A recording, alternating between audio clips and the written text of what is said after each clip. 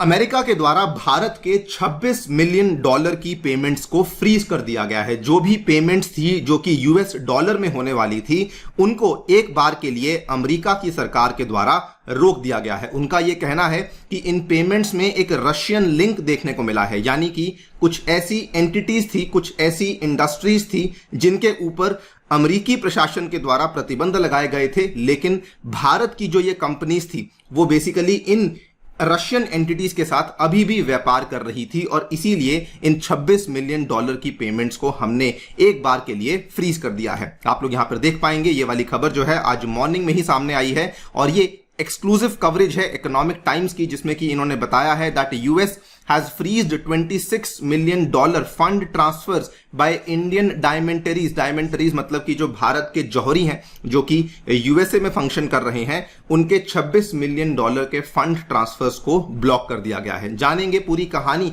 यहां पे क्या है और किस वजह से इन फंड्स को रोका गया है, इंडिया के द्वारा क्या रिएक्शन दिया गया है उसको भी समझा जाएगा। चलिए शुरू करते हैं दोस्तों मेरे साथ। मेरा नाम है अनिरुद्ध। यदि आप लोग हमें फॉलो करना चाहते हैं, हमारे लेक्चर्स के अपडेट्स को पाना चाहते हैं, तो ये टेलीग्राम चैनल आपके सामने दिया गया है, इसमें जाकर के आप लोग एनरोल कर सकते हैं और आपको सभी अपडेट्स टाइम टू टाइम यहां पर मिलते रहेंगे। ऑल्सो दोस्तों बताना चाहूंगा कि आने वाले इंडिपेंडेंस डे के उपलक्ष्य में हम लोग आपके लिए लेकर आए हैं एक फ्रीडम फेस्टिवल, जिसके चलते आप लोग अपनी यूपीएससी सिविल सेवा परीक्षा की तैयारी के लिए जो डिजाइन किए गए कोर्सेज हैं उसके ऊपर 20% की छूट प्राप्त कर सकते हैं। जो जीएस कोर्स था जिसकी वैल्यू 10,000 रुपए है वो आपको अब मिल रहा है मात्र 8420 रुपए में, और जो जीएस और ऑप्शनल का कॉम्बो का कोर्स है वो आपको मिल रहा है मात्र 14,315 रुपए में, अगर आप लोग परचेज करते टाइम मेरा कूपन कोड अनि यूपीएससी अप्लाई करते हैं। ये बहुत ही लिमिटेड टाइम के लिए ऑफर है, लेकिन आज ये ऑफर शुरू हो चुका है, तो अगर आपने इसमें एनरोलमेंट नहीं करी है जल्दी जाइए इस में एनरोल कीजिए, बिकॉज इस कोर्स में आपको जीएस,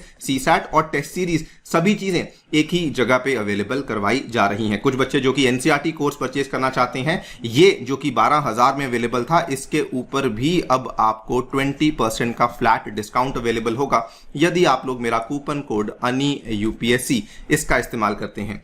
ये वाला जो कोर्स है ये आज से ही शुरू होने वाला है, तो अगर आपने एनरोल नहीं किया है जल्दी जाइए, इसको चेकआउट कीजिए और अपनी तैयारी को राइट ट्रैक पे शुरू कर सकते हैं। ऑल्सो बताना चाहूंगा कि जो आने वाला जीएस बैच है इसमें मैं आपके लिए साइंस एंड टेक को कवर करने वाला हूं, जिसमें space technology, defence technology, biotechnology, information technology जैसे सभी सब्जेक्ट्स को प्रीलिम्स और मेंस के पर्सपेक्टिव में ध्यान में रखते हुए कवर किया जाएगा। और अगेन आप एनरोल करते time please do not forget to use the coupon code अनि यूपीएससी।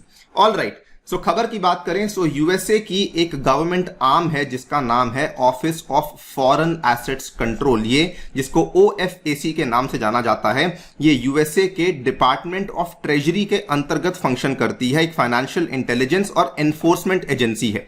यूएसए दुनिया की अलग अलग देशों के ऊपर जब भी सैंक्शंस को लगाता है तो इस चीज का ध्यान रखने का काम कि क्या वो सैंक्शन सही से चल रहे हैं, क्या कोई गलत काम तो नहीं हो रहा, इन सभी चीजों का जो ध्यान है ये यूएस की यही वाली जो गवर्नमेंट आर्म है ओएफएसी इसके द्वारा रखा जाता है। फॉर एग्जांपल ईरान हुआ, वेनेजुएला हुआ, बहुत सारी अन्य कंट्रीज हैं जिसके ऊपर अमेरिका के द्वारा प्रतिबंधों को लगाया गया है, तो उनको मॉनिटर करने का जो काम है वो ओएफएसी के द्वारा किया जाता है। इसी के द्वारा पता लगा है that they have in the last couple of months frozen about a dozen fund transfers, मतलब ऑलमोस्ट इनके द्वारा 12 के आसपास फंड ट्रांसफर्स को रोका गया है, जिनकी वैल्यू असल में 26 मिलियन डॉलर के आसपास थी। और ये जो फंड ट्रांसफर्स थे ये बेसिकली इंडियन ज्वेलर्स की जो ऑफशोर फर्म्स थी जो कि अमेरिका में फंक्शन कर रही थी, इनके फंड ट्रांसफर्स को अमेरिका के द्वारा रोक दिया गया है। इनका आरोप बेसिकली ये है कि ये वाली जो कंपनीज थी जो कि अमेरिका में फंक्शन कर रही थी, ये रशिया से जो रफ डायमंड्स हैं उनको अभी भी इंपोर्ट कर रही थी, उनका आयात अभी भी इन कंपनीज के द्वारा किया जा रहा था। इसमें इंडियन फर्म्स काफी भारी तरीके से इंपैक्ट हुई हैं। इंडिया की जो फर्म्स हैं वो डायरेक्टली अमेरिका में फंक्शन नहीं करती, बेसिकली इंडिया की जो फर्म्स हैं उनकी यूएई में सब्सिडरीज बनी हुई हैं और उनकी फिर कुछ कंपनीज हैं जो कि अमेरिका में जाके फंक्शन करती हैं। The dollar payments by these UAE firms were stalled because यहां पे सस्पिशंस सामने आ गए थे कि इनके जो सप्लायर्स हैं, यानी कि जहां से ये रफ डायमंड को ले रहे हैं, उनका रशियन ओरिजिन है और इसीलिए इन पेमेंट्स को रोक दिया गया था। इसका एविडेंस क्या है? इसका एविडेंस बड़ा सिंपल है कि जो इंडियन फर्म्स के अमेरिका में चल रहे नोस्त्रो बैंक अकाउंट्स थे वहां पर पेमेंट्स देखने को नहीं मिली हैं। नोस्त्रो वोस्त्रो अकाउंट्स आपने आई एम श्योर अभी तक देख लिए होंगे, लेकिन फिर भी आपको एक बार रिवाइज करवा देते हैं। जो नोस्ट्रो अकाउंट्स हैं, बेसिकली अगर हमारी कोई कंपनी है जो कि अमेरिका के बैंक में जाकर के एक अकाउंट ओपन करती है, सो उसको कहा जाता है नोस्ट्रो अकाउंट। अगर वहां की कोई कंपनी है जो कि इंडिया के बैंक में आकर के अकाउंट को ओपन करती है, तो उस अकाउंट को वोस्ट्रो अकाउंट कहा जाता है। तो this is our money on deposit at your bank, और ये वाले अकाउंट्स में हमें कोई भी पेमेंट्स देखने को नहीं मिली हैं। यही इस चीज का प्रमाण है जो कि बताता है कि $26 मिलियन की जो पेमेंट्स हैं वो फिलहाल रोक दी गई हैं। इस चीज को लेकर जो इंडियन गवर्नमेंट है, जो इंडिया की इनफैक्ट प्रमोशन काउंसिल है, जेम्स एंड ज्वेलरी की एक्सपोर्ट प्रमोशन काउंसिल है, उसके जो चेयरमैन है विपुल भाई शाह, इन्होंने टिप्पणी दी है। इन्होंने कहा, we as the industry body have taken up the matter with the ministry of commerce and the Indian embassy in the UAE because the payments for imports were made by UAE subsidiaries of Indian diamond companies. Around $26 million है जो कि यहां पे अटका हुआ है और इसीलिए हमारी बातचीत चल रही है। लेकिन इन्होंने साथ में यह भी कहा, इन्होंने कहा हम ओएफएसी को यह भी समझाने की कोशिश कर रहे हैं कि भुगतान जो किया गया है वो गैर स्वीकृत संस्थानों और यहां तक कि कुछ रूसी संस्थाओं को प्रतिबंध लागू होने से काफी पहले किया गया था। मतलब कि अमेरिका ने जब रशिया की इन एंटिटीज के ऊपर जो प्रतिबंधों को लगाया गया है, तो हमने जो उनके साथ व्यापार किया था, असल में वो प्रतिबंध लगाने के बहुत साल पहले ही, बहुत समय पहले ही ये वाला व्यापार हो चुका था, ये वाली ट्रांजैक्शंस हो चुकी थी।